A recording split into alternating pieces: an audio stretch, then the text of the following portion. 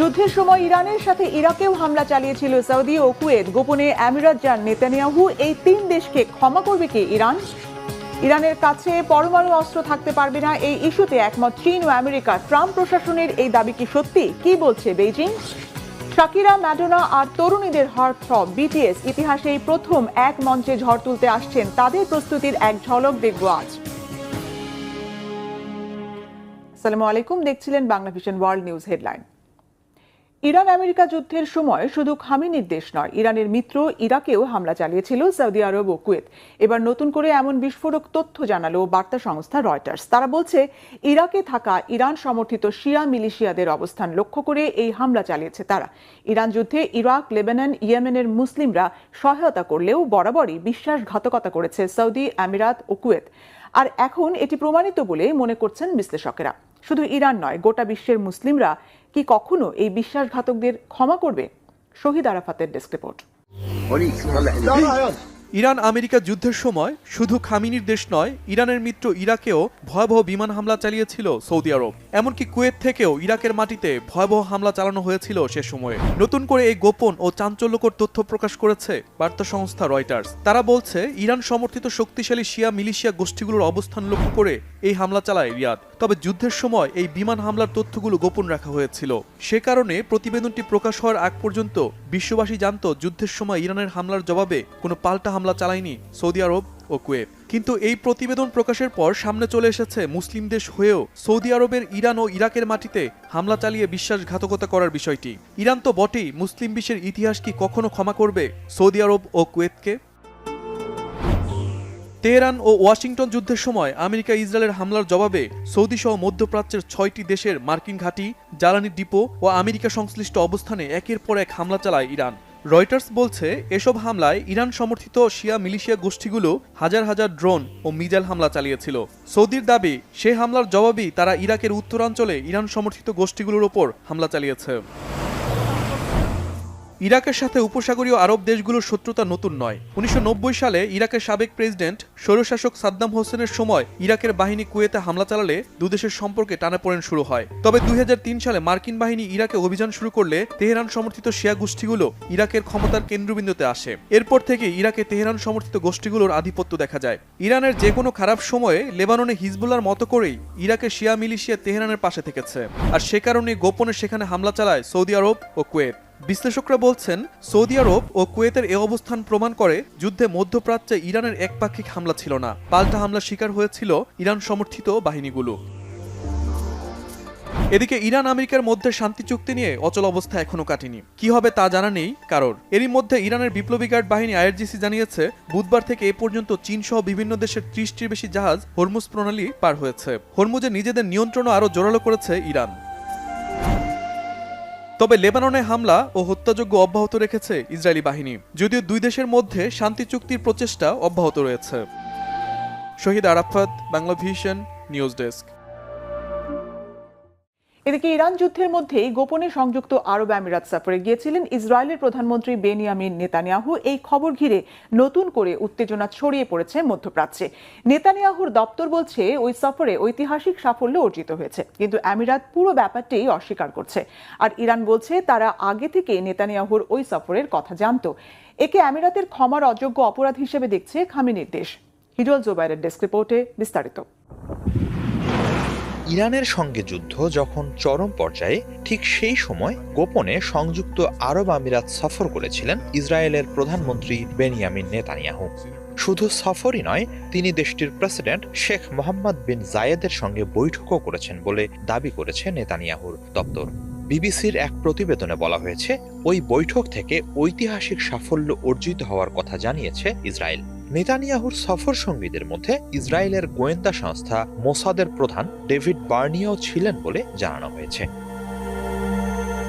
Reuters জানিয়েছে, গত 26 March Oman সীমান্ত ঘেঁষা মরুদ্যান শহর আল আইনে কয়েক ঘণ্টাব্যাপী বৈঠক করেন নেতানিয়াহু ও আমিরাতের প্রেসিডেন্ট। যুদ্ধ চলাকালে ইরানের বিরুদ্ধে দুই দেশের মধ্যে সামরিক সমন্বয় করাই ছিল ওই বৈঠকের প্রধান উদ্দেশ্য। মোসাদ পরিচালক ডেভিড বার্নিয়া যুদ্ধকালে অন্তত 2 বার আমিরাত সফর করেছেন বলেও প্রতিবেদনে উল্লেখ করা হয়েছে।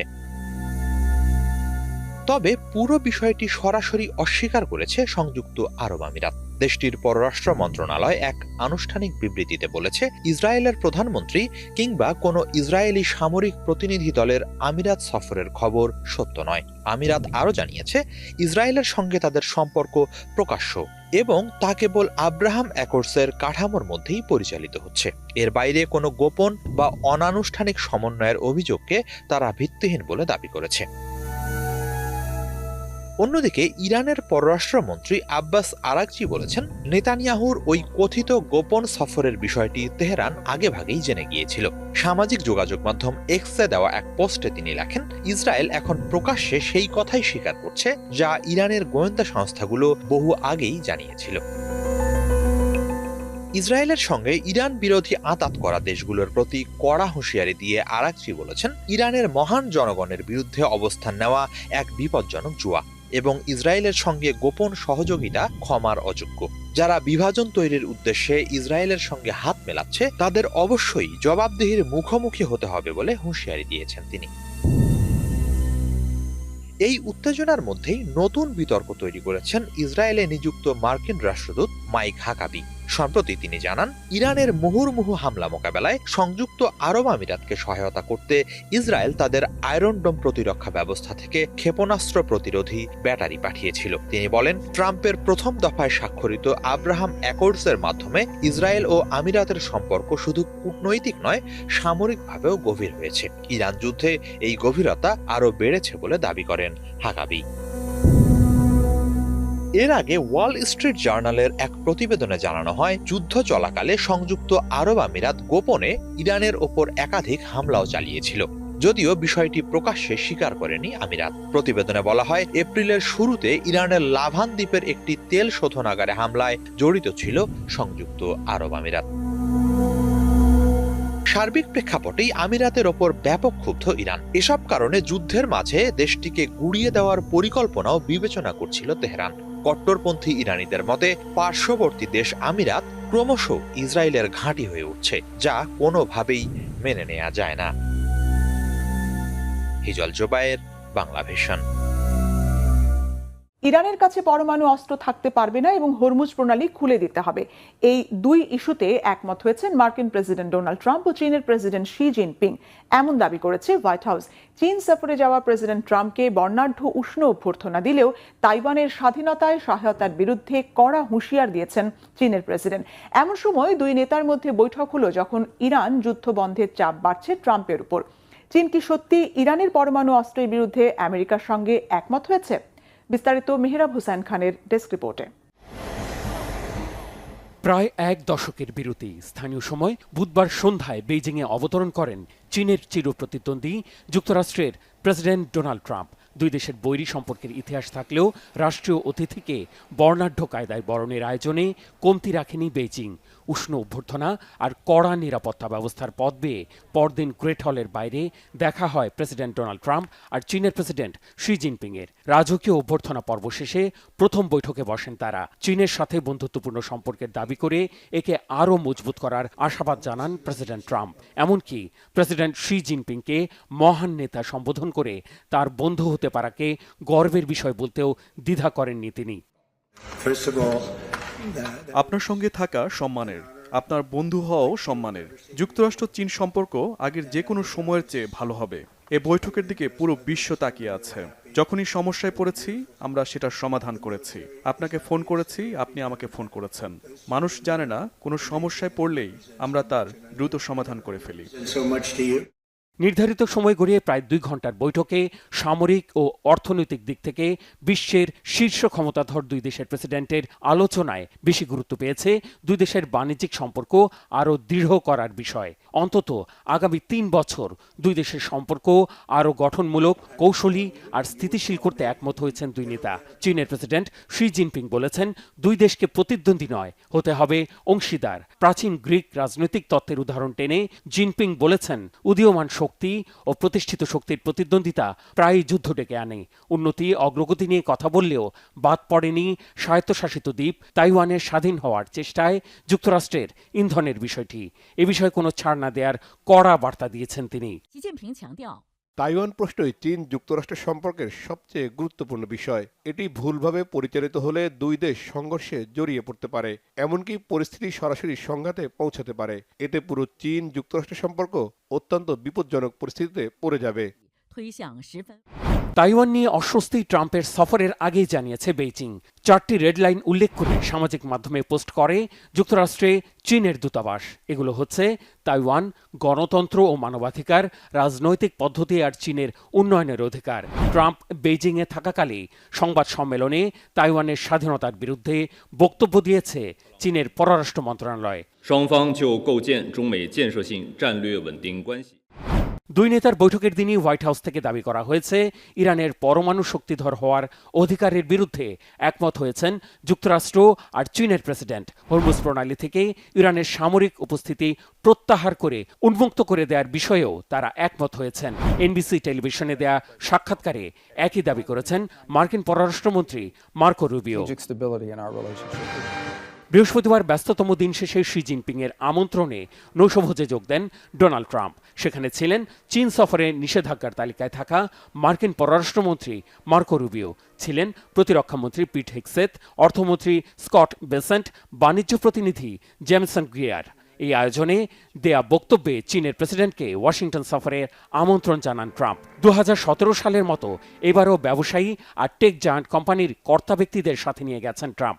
এবার ট্রাম্পের সাথে যাওয়া 30টি মার্কিন প্রযুক্তির সংস্থার শীর্ষ কর্তা ব্যক্তিদের মধ্যে আছেন অ্যাপলের টিম কুক, টেসলা ও স্পেস এক্সের এলন মাস্ক, মেটার ভাইস চেয়ারম্যান জিনা পাওয়েল ম্যাক।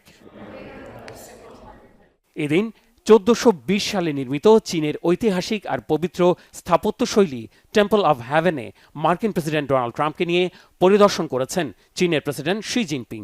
বেইজিংয়ে এই মন্দিরের বাইরে ছবিও তুলেছেন তারা। গত মার্চে এই সফর নির্ধারিত থাকলেও ইরান যুদ্ধের কারণে তা পিছিয়ে যায়। Mehrab Hussain Khan, Bangla vision, news desk. এদিকে নয়াদিল্লিতে শুরু হওয়া ব্রিক্স পররাষ্ট্রমন্ত্রীদের সম্মেলনে আলোচনার কেন্দ্রে অর্থনীতি নয় বরং ইরান ইসরায়েল যুদ্ধের উত্তাপ। একদিকে যুদ্ধের দামামা, অন্যদিকে হরমুজ প্রণালীতে জ্বালানি সংকট।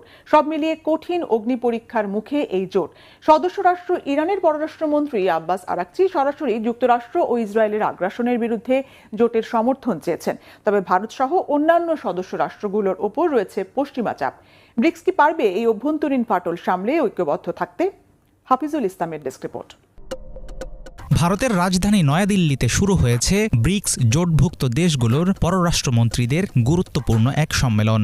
আলোচনার মূল বিষয় অর্থনীতি হওয়ার কথা থাকলেও সেখানে বড় হয়ে দাঁড়িয়েছে ইরান ইসরায়েল যুদ্ধ এবং বৈশ্বিক জ্বালানি সংকট। কোনো রকম রাখঢাক না রেখেই অভিযোগের আঙুল তুললেন ইরানের পররাষ্ট্রমন্ত্রী আব্বাস আরাকচি।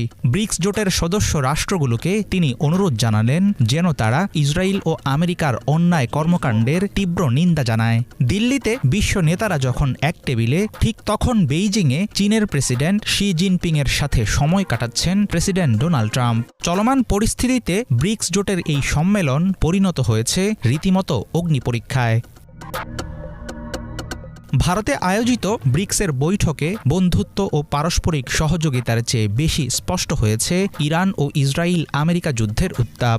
ইরানি পররাষ্ট্রমন্ত্রী পশ্চিমাদের কড়া সমালোচনা করে মন্তব্য করলেন তার দেশের উপর যে হামলা চালানো হচ্ছে তা আন্তর্জাতিক আইনের চরম লঙ্ঘন।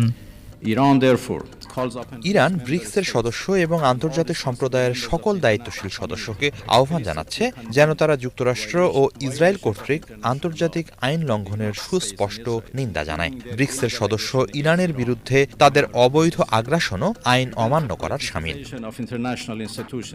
ব্রিক্সের মতো জোটের জন্য ইরানের পক্ষে দাঁড়ানো অনেকটাই অসম্ভব। বৈঠকে ভারতের তরফ থেকে হরমুজ প্রণালীতে পণ্য পরিবহনের নিরাপত্তা নিশ্চিত করার দাবি জানানো হয়। তবে ইরান ইস্যু নিয়ে ব্রিক্স এখন অনেকটাই দ্বিধাবিভক্ত।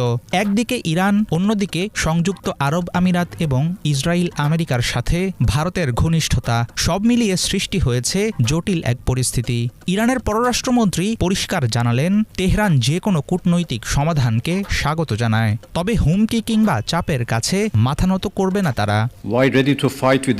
আমরা আমাদের স্বাধীনতা ও ভূখণ্ড রক্ষায় সর্বশক্তি দিয়ে লড়াই করতে যেমন প্রস্তুত, তেমনিভাবে কূটনীতি বজায় রাখতে ও রক্ষায় সমানভাবে প্রস্তুত। আমি বারবার যা বলেছি, ইরান সংশ্লিষ্ট কোনো বিষয়ে সামরিক সমাধান বলে কিছু নেই। আমরা ইরানিরা কখনোই কোনো চাপ বা হুমকির কাছে মাথা নত করি না। তবে সম্মানের ভাষায় কেউ কথা বললে আমরাও তাকে সম্মান জানাই। আমাদের শক্তিশালী সশস্ত্র বাহিনী বিদেশি আগ্রাসীদের ওপর বিধ্বংসী প্রতিশোধ নিতে যেমন সদা প্রস্তুত, তেমনি আমার দেশের মানুষ শান্তিপ্রিয় এবং তারা যুদ্ধ চায় না। ব্রিক্স জোট মূলত তৈরি হয়েছিল পশ্চিমের আধিপত্য কমিয়ে উন্নয়নশীল দেশগুলোর কণ্ঠস্বর জোরালো করতে। ব্রাজিল, রাশিয়া, ভারত, চীন ও দক্ষিণ আফ্রিকার সাথে সম্প্রতি যুক্ত হয়েছে মিশর, ইথিওপিয়া, ইরান এবং ইন্দোনেশিয়ার মতো দেশ। তবে জোটের ভেতরের দেশগুলোর পারস্পরিক দ্বন্দ্ব প্রধান বাধা হয়ে দাঁড়িয়েছে। এর আগে এপ্রিলের বৈঠকেও কোনো যৌথ ঘোষণা দেওয়া সম্ভব হয়নি, কারণ ইরান ও আমিরাত একে অপরের বিরুদ্ধে সরাসরি অবস্থান নিয়েছিল। সেক্ষেত্রে ব্রিক্স কি এবার পারবে অভ্যন্তরীণ ফাটল মেরামত করে শক্তিশালী জোট হিসেবে টিকে থাকতে? Hafizul Islam, Banglavision. Latin pop superstar Shakira, pop সম্রাজ্ঞী ম্যাডোনা আর বিশ্বের কোটি কোটি তরুণীর হার্টথ্রব পপ মেগাস্টার বিটিএস, এই তিন মহাতারকা একসঙ্গে এক মঞ্চে ঝড় তুলতে আসছেন, যা ফুটবল তো বটেই, গোটা বিশ্ব সঙ্গীত ইতিহাসেই প্রথম। আসছে 19 জুলাই ফুটবল বিশ্বকাপের শেষ দিনে মহাতারকারা প্রথমবারের মতো একসঙ্গে মঞ্চ মাতাবেন যুক্তরাষ্ট্রের নিউ জার্সির বিখ্যাত মেটলাইফ স্টেডিয়ামে। শাকিরার নাচ, দীর্ঘ বছর পর ম্যাডোনার গান আর তরুণ তরুণীদের হৃদয়ে বিটিএস এর ঝড় তোলা দেখতে মরিয়া সঙ্গীত ও ফুটবল প্রেমীরা। আর তার এক ঝলক দেখা গেল তাদের এক মহড়ায়। কেমন ছিল সেই প্রস্তুতি? বিস্তারিত থাকছে মানিক মাহমুদের রিপোর্টে।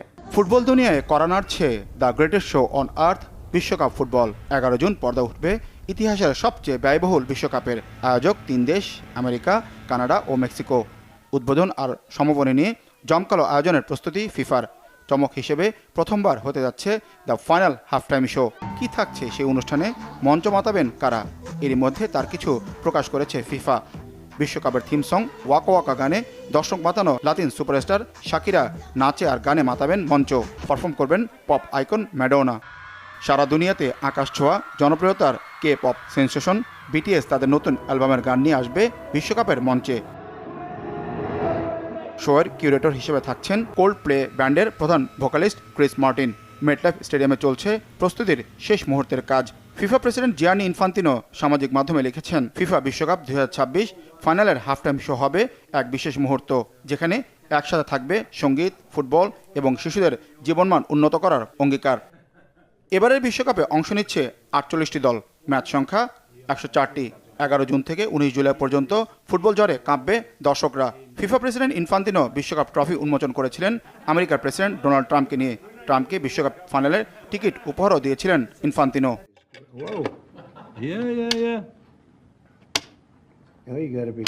গত বছরের ক্লাব বিশ্বকাপে উত্তর আমেরিকায় হয়েছিল ফাইনালের হাফ টাইম শো।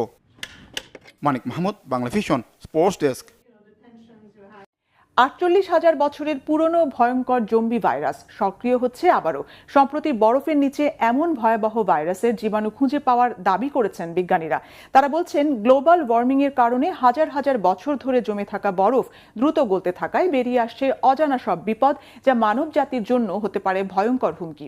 ফলে আতঙ্ক দেখা দিয়েছে মাটির গভীরে লুকিয়ে থাকা আরও প্রাণঘাতী জীবাণু কি আবার ফিরে আসতে পারে কিনা।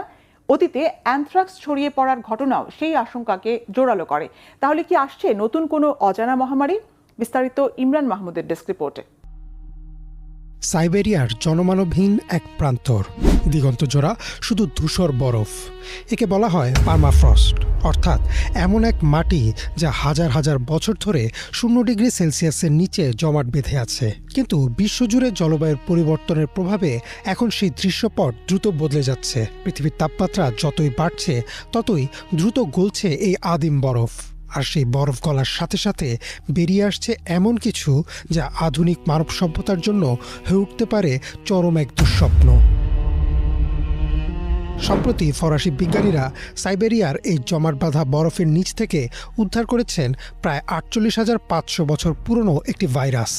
অবাক করা বিষয় হলো, হাজার হাজার বছর হিমশীতল অন্ধকারে থাকার পরও ভাইরাসটি ল্যাবরেটরিতে পুনরায় জীবিত এবং সক্রিয় হয়ে উঠেছে। বিজ্ঞানীরা এর নাম দিয়েছেন জম্বি ভাইরাস। যদিও দেখা গেছে এই নির্দিষ্ট ভাইরাসটি কেবল অ্যামিবাকে আক্রমণ করে এবং মানুষের জন্য সরাসরি ক্ষতিকর নয়, তবে এটি একটি বড় বিপদ সংকেত। বিজ্ঞানীদের মতে যদি 48,000 বছর আগের একটি ভাইরাস টিকে থাকতে পারে, তবে মাটির আরও গভীরে লুকিয়ে থাকা গুটি বসন্ত, প্লেগ কিংবা স্প্যানিশ ফ্লুর মতো ভয়ঙ্কর জীবাণুগুলো যে কোনো সময় জেগে উঠতে পারে। 2016 সালে সাইবেরিয়ায় এর বাস্তব এবং ভয়ঙ্কর প্রমাণ পাওয়া গেছে। সে বছর অস্বাভাবিক গরমে আর্কটিক অঞ্চলের বরফ গলে বেরিয়ে এসেছিল 75 বছর আগে মারা যাওয়া একটি হরিণের মৃতদেহ। সেই হরিণটি ছিল অ্যানথ্রাক্স আক্রান্ত। বিবিসির একটি প্রতিবেদন অনুযায়ী বরফ গলার সাথে সাথেই সেই আদিম জীবাণু পরিবেশে ছড়িয়ে পড়ে। ফলাফল হিসেবে মারা যায় হাজার হাজার রেইনডিয়ার এবং বহু মানুষ আক্রান্ত হয়ে হাসপাতালে ভর্তি হয়, এমনকি একজন শিশুও প্রাণ হারায়। বিজ্ঞানীদের সবচেয়ে বড় উদ্বেগের কারণ হলো আমাদের শরীরের রোগ প্রতিরোধ ক্ষমতা বা ইমিউন সিস্টেম। আমাদের শরীর তৈরি হয়েছে বর্তমান সময়ের বিবর্তিত জীবাণুদের বিরুদ্ধে লড়তে, কিন্তু প্রাগৈতিহাসিক কালের এই অজানা ভাইরাসগুলোর সাথে আমাদের শরীরের কখনো পরিচয় হয়নি, ফলে এগুলোর বিরুদ্ধে আমাদের কোনো প্রাকৃতিক অ্যান্টিবডি নেই। তাই এই জীবাণুগুলো একবার ছড়িয়ে পড়লে তা খুব দ্রুত নতুন কোনো বৈশ্বিক মহামারীর জন্ম দিতে পারে। বর্তমান বিশ্বে রাশিয়ার আর্কটিক অঞ্চল বা উত্তর মেরুতে খনি খনন, তেল উত্তোলন এবং নতুন জাহাজ চলাচলের রুট তৈরির কাজ চলছে। এর অর্থ হলো মানুষ এখন সরাসরি সেই আদিম বরফের সংস্পর্শে যাচ্ছে যেখানে এই ভাইরাসগুলো লুকিয়ে আছে। বিজ্ঞানীরা এখন দিনরাত গবেষণা করছেন এই ফ্যাক্টর এক্স বা অজানা জৈবিক বিপদ নিয়ে, কিন্তু ল্যাবরেটরি গবেষণার চেয়েও বড় সমাধান হলো গ্লোবাল ওয়ার্মিং বা বৈশ্বিক উষ্ণায়ন কমানো। প্রকৃতি তার অনেক ভয়ঙ্কর রহস্যকে বরফের নিচে বন্দি করে রেখেছিল আমাদের সুরক্ষার জন্যই, কিন্তু মানুষের অনিয়ন্ত্রিত হস্তক্ষেপ সেই অদৃশ্য বিপদকে আজ আমাদের দরজায় নিয়ে এসেছে। এটি শুধু আবহাওয়ার পরিবর্তন নয়, এটি মানবজাতির অস্তিত্ব রক্ষার এক নতুন লড়াই। সময় থাকতে কি গ্লোবাল ওয়ার্মিং নিয়ন্ত্রণ করা সম্ভব হবে, নাকি হিমশীতল বরফের নিচ থেকে উঠে আসা এই আদিম শত্রুর কাছে হার মানবে মানব সভ্যতা? ইমরান মাহমুদ, বাংলা ভিশন। এই ছিল আজকের মতো, সাথে থাকায় ধন্যবাদ।